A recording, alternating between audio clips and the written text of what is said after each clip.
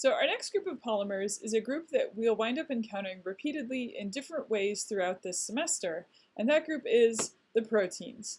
For right now, we're just going to focus on some of the basic chemical properties and functions of proteins, and then as we continue, we'll talk more about some of those specific functions in greater detail, and eventually we'll work up to talking about how proteins are synthesized, or in other words, how proteins get built by cells. But for now, an introduction. So, what are proteins made of? Simply put, proteins are made out of a type of molecule known as an amino acid. And as we look at these, you might start to realize that I actually snuck in an amino acid on your first homework assignment. So here's an example of an amino acid. It will have this structure containing an amine group hooked up to a carbon, hooked up to another carbon that has a carboxyl on it, and then the center carbon has a hydrogen, and then it has one of these mysterious R groups. Okay? So amino acids can join together through a type of bond that's known as a peptide bond. So a group of amino acids that are bonded together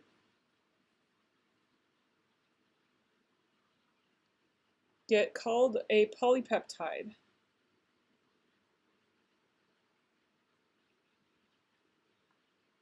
And then a protein can be made from one or more polypeptides that are folded, coiled, and scrunched up into a very specific three-dimensional shape. And it's that specific shape that allows any one particular protein to do whatever special job that protein is specialized to do. So we'll take a look at how this whole process works. So I've got the structure here of a single amino acid, and we're going to talk more about these R groups in a little bit, because that's where a lot of the real fun starts. But first let's look at how two amino acids can be connected to each other. So if I draw a second amino acid here,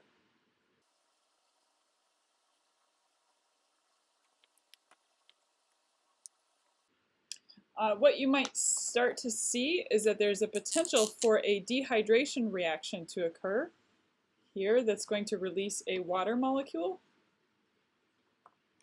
And so what we will end up with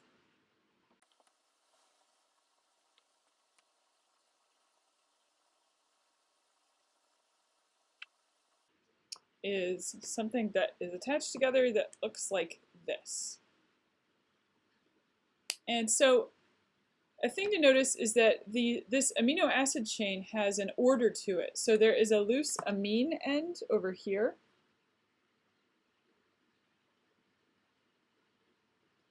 And we've got a loose carboxyl end over here. And so now it's time to talk a little bit more about the R groups. These R groups are also referred to as side chains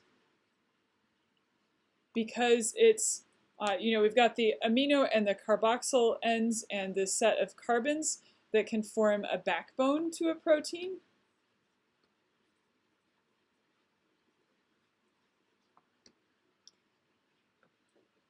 And the R groups are whatever things wind up hanging off the side of this protein, of this carbon and nitrogen backbone.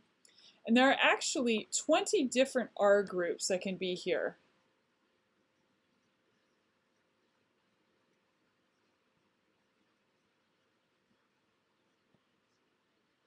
And it's the R groups that are going to determine a lot about what happens next.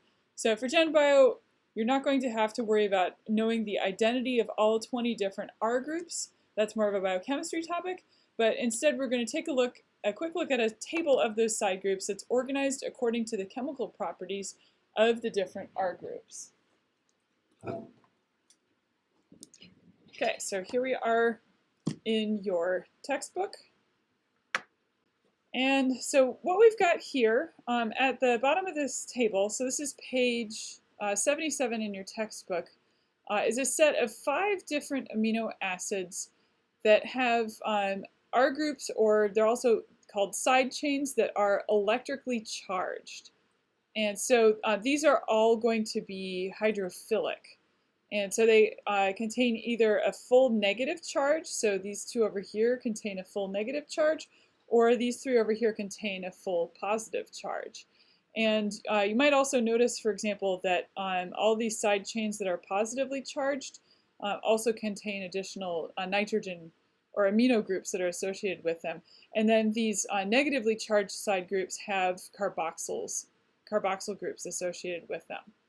So this is kind of a good opportunity to take a moment to imagine what a hydration sphere might look like forming around one of these side chains. Okay, so up above these next is a set of 6 amino acids that have polar but uncharged side chains. So here you'll notice these are characterized by things like the presence of hydroxyl groups, right there, and also there's also some carbonyl and amine groups that are thrown in here for fun as well. And then up top, we have a group of 9 different amino acids that are all hydrophobic. So in other words, these are all side chains that are non-polar. And so hopefully from seeing this, you can start to imagine that if we build up a sequence of these amino acids with 20 different amino acids to choose from, there's going to be a lot of different options for the kinds of sequences that can result. But there's even more to a protein than just the sequence of its amino acids. There are actually 4 levels of structure to proteins. So let's take a look at that next.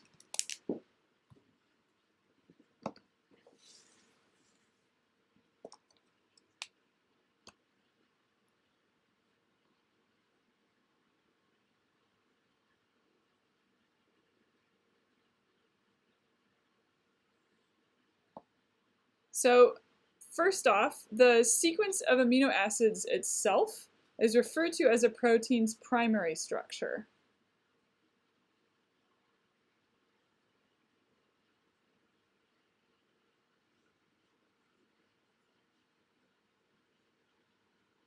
And by the way, the shorthand for this is 1 with a degree symbol. For example, your book shows an illustration of the primary sequence for a protein called transthyretin, which is a protein that carries the thyroid hormone. This is usually represented by writing out each amino acid in a 3-letter code. And so if we just write out some of the first portion of this code, it would be something like, here's the amino end, then we have glycine, proline, threonine, glycine, threonine, glycine,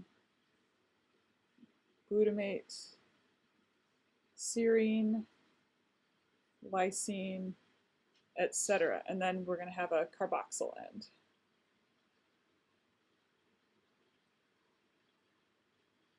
There as well. Okay? Okay, so that's the primary structure. So the next layer of structure, logically named, is the secondary structure.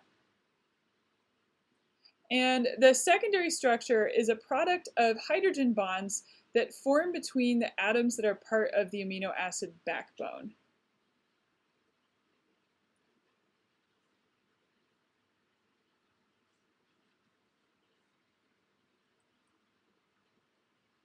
And specifically, they form between the carbonyl group that comes off of carbon, off of the carboxyl end, and the hydrogen that hangs off of the amine end, off of that nitrogen.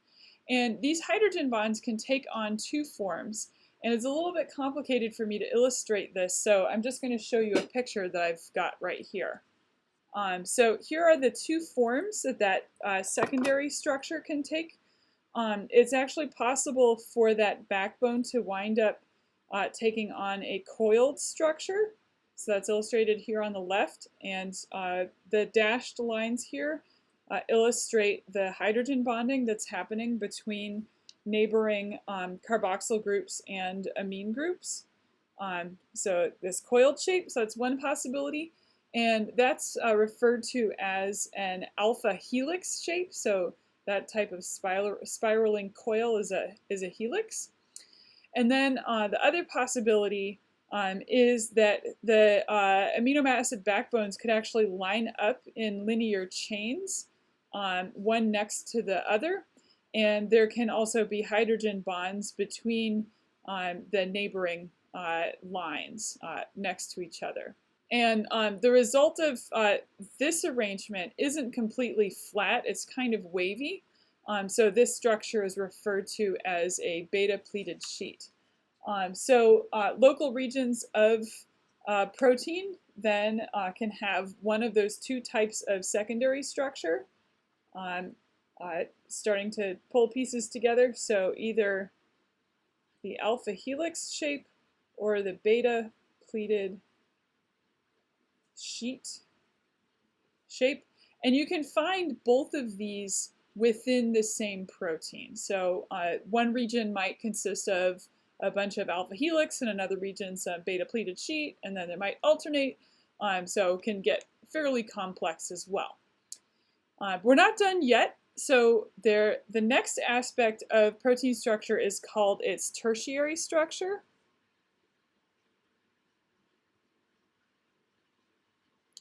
And this is where those side chains really come into play. So tertiary structure is a product of chemical interactions among those amino acid side chains. So for example, there can be points where hydrogen bonds can form if there's a loose carbonyl group and hydroxyl group on two different side chains. Okay, so here just to show you some examples of that, here are side chains that are polar, and so there's a hydrogen bond that's formed between those side chains. And if you have two non-polar side chains, those can wind up in association with each other also, so that's illustrated here. And so these are both hydrophobic, so these are most likely to be found in a part of a protein that's not in contact with the surrounding water. There's also something special that can happen when two cysteine amino acids interact with each other. So cysteine is an amino acid that has a sulfur group, and the two sulfur groups, if they come in contact with each other, they can actually form a covalent bond. And so those locations will get riveted together in what's called a disulfide bridge. And then lastly, it's also possible for ionic bonds to form between positively and negatively charged side chains. And just a brief comment here again. So protein's shape and its three-dimensional arrangement of the side chains are what determine a protein's function. So I generally tend to think about the tertiary structure as being really key to understanding how a protein is going to work. Okay.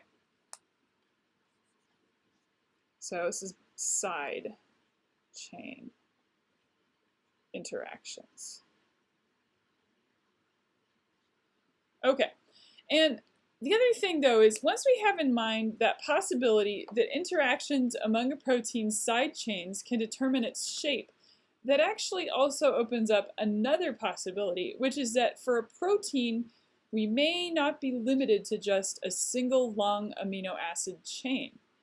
And so, in fact, it's possible to have multiple amino acid chains that glob together and interact with each other to create the final thing. And that's where we get the final layer of protein structure, which is a protein's quaternary structure. So that is multiple amino acids together to form the final shape. So, we might have one amino acid here with a second amino acid globbed together here, then a third amino acid here, and a fourth amino acid here. And so collectively, this entire thing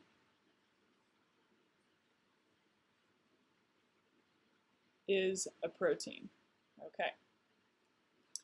And again, the sheer amount of possible complexity here is mind-boggling when it gets down to it. So let's think about it this way. If you have a chain that consists of 120 amino acids, and at each position there's a possibility of having any one of 20 different amino acids, then you could have 120 to the 20th power, which is 3.8 times 10 to the 41st possibilities for an amino acid chain that's 120 amino acids long. And that's just for a single chain that's 120 amino acids. So now, given how fundamentally important proteins are for biological functioning, scientists wound up deciding to work together to freely share knowledge about proteins. And so as a result, it's now possible to go to one of a number of websites and find a wealth of information about any protein that has been studied. So let's take a moment to go and visit one of these websites. Okay, so here's one of these websites, rcsb.org. And this group is called the Research Collaboratory for Structural Bioinformatics, for what it's worth, kind of a bit of a mouthful. And on this website, there's a ton of stuff here, but we're just going to take a quick look down here at this list of some of the latest entries in the database to get an idea of what some different protein shapes can look like, and also some of the different methods that scientists use to visualize the shapes of proteins. So this first one here is a photosystem 2 protein. So this is a plant protein, and the structure we're looking at here is a model that's called a ribbon model. So you can see it has kind of a ribbony character, illustrating how or where those alpha helices are. So let's see. Next up, here's another type of ribbon model. You know, I don't know much about what this protein is, so it's a cystatin of some sort, apparently. Here is another one, so some domain from an antibody, so an active region from an antibody. Okay, here's one actually from the coronavirus. So it says structure of the SARS-CoV-2 3q2p full-length pre-fusion spike trimer. So this is part of the spike protein that's on the coronavirus that's just been added into this database. Pretty cool. Here's one that is found in a cell membrane. We'll talk more about that in a moment. Here's some other random protein. Yet another one. Hard to say what this is. Looks like it, actually this one looks like, we'll get to this in a moment, but it looks like it's interacting with a molecule of DNA here. So it has, it's a protein that interacts directly with DNA. Here's another type of protein model. This is called a space filling model. So as this suggests, this is actually showing you how much space the molecules in this protein occupy in 3 dimensions. So it kind of gives you more of a sense of, if you were to enlarge this protein, like what it would actually look like. And back to more ribbon models, and so forth and so on. So all kinds of different protein shapes. And a lot of these will look pretty globby. Some of them will look very symmetrical. They can vary tremendously. Okay, so that's protein structure, and I'm going to wrap up now by talking briefly about where proteins can be found in cells, and also about the number of functions of proteins in cells. So where are they found? So perhaps unsurprisingly, proteins are found all over the place in cells. So we need to be a little more specific than that. So we think a second, or if we take a second to think about the chemical properties of the protein side chains, that might give us some clues. So some of those side chains are polar or charged. And so what that's going to mean is those are hydrophilic, right? So proteins that have a lot of side chains that are hydrophilic can potentially just float around in the water that's found either inside of a cell or surrounding the outside of a cell. But then that raises a question, which is, what about proteins that have a bunch of side chains that are hydrophobic? What are those proteins going to do? So it turns out that the barriers that separate cells from their surroundings, and these barriers can also separate out regions inside of a cell, are built out of the phospholipids that I mentioned in the previous video. And specifically, those barriers are built out of a double thick layer of those phospholipids. So in other words, they're built out of a phospholipid bilayer. So let's just draw one of those here.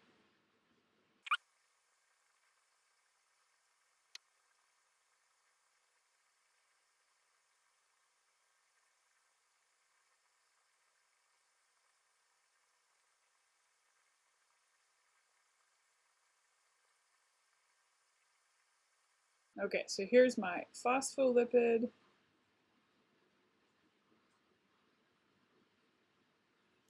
Bilayer, aka membrane.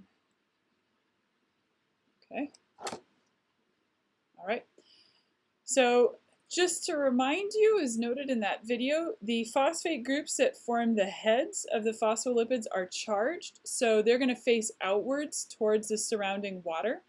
And so then sandwiched in the middle are the nonpolar fatty acid tails.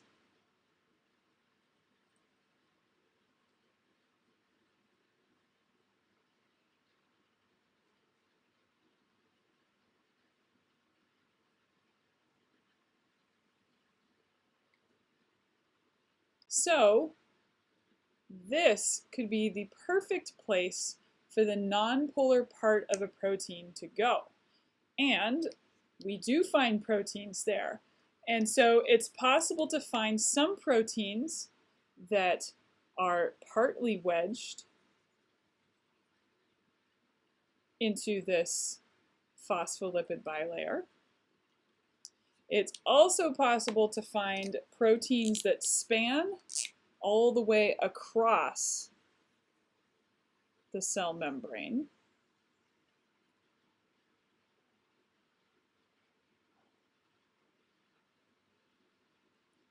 And it's also possible to find proteins that are hooked onto these phospholipid heads.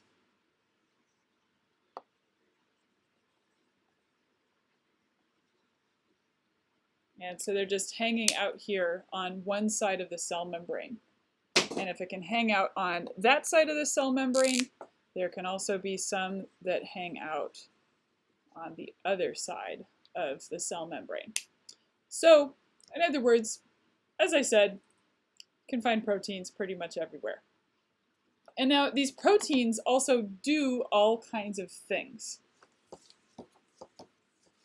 So what are some of the functions of proteins?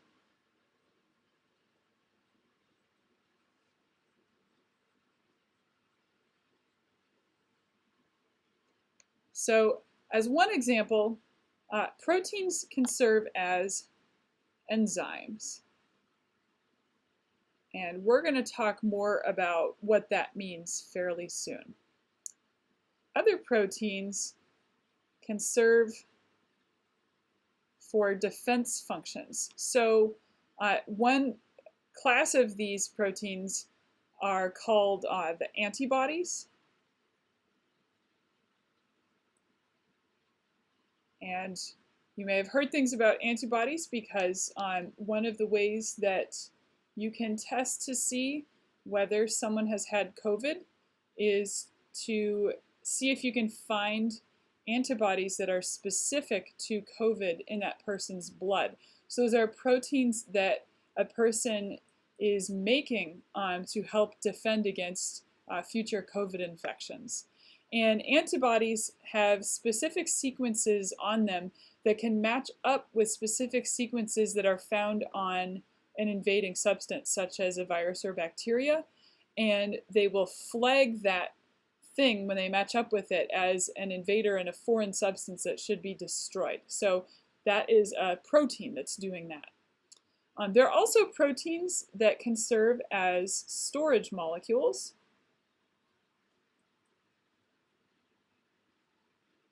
And so to give you some examples of that, albumin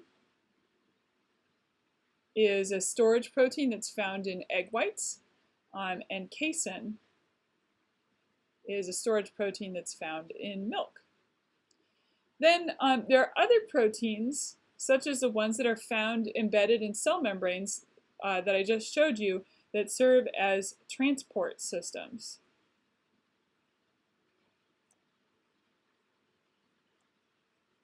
So those are proteins that act like little portals that allow things to move in or out of cells. And as with the enzymes, we're also going to talk about those transport proteins in greater detail pretty soon. Then if that's not enough, there are others that work as signal molecules. So to give you an example of that, insulin is a signal protein that gets released by the pancreas, and it serves as a signal that gets detected by another type of protein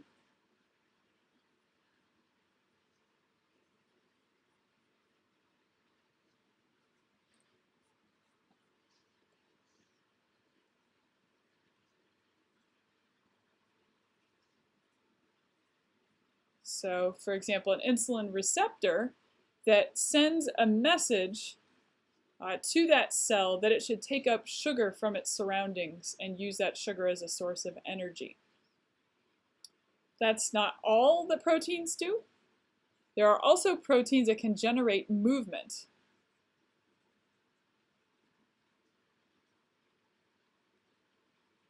So, for example, there's a really cute little protein that's called myosin. That's kind of got a body and then it's got a couple of little heads. And this protein can actually walk. And then lastly, there are also proteins that can create structure. And so as an example, the protein collagen helps to form a framework in connective tissues, such as the tissues that are found in tendons and ligaments. So collagen is a fairly linear, ropey, strong but elastic protein that helps to create structure. Okay, well that's a lot.